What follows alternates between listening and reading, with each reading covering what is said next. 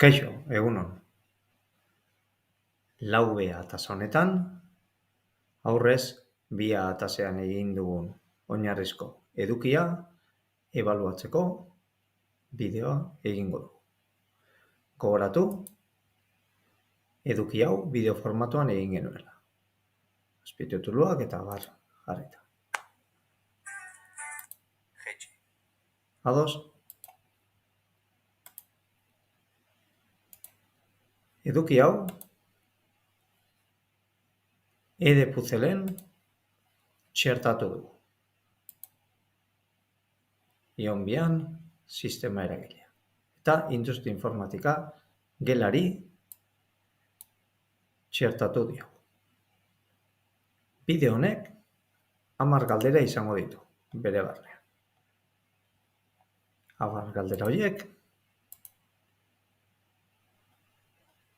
banaka editatu ditzakegu. Ados?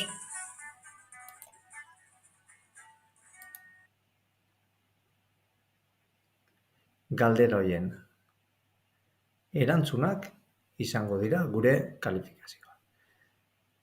Edpuzzle sistemak bideoa ikusi ahala ikaslei galderak erantzuten uzten die. Eta galdera horien erantzunak hemen metatzen dizkigu. Kalifikazio horri osoa, kalkulu horri bezala, jatsi genezake. Eta bertan, kalkulu horri honetan, ikasleen ikustatzen maila osoa ikus genezake.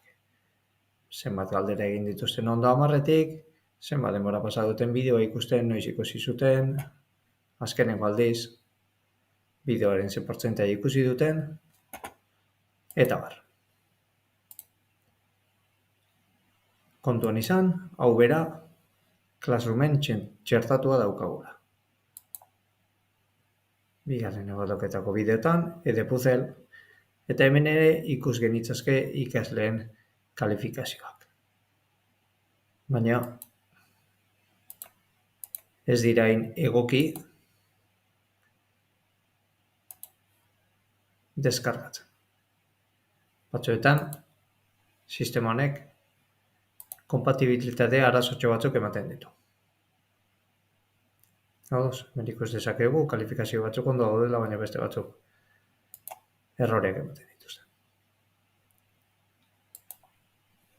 Edpuzzle oso sistema egokia da bideo formatuak dituzten edukiak ebaluatzeko, eta batez ere Flipped Classroom metodologia erabiltzen dudan ikasgaietan, metodologia hau ebaluatzeko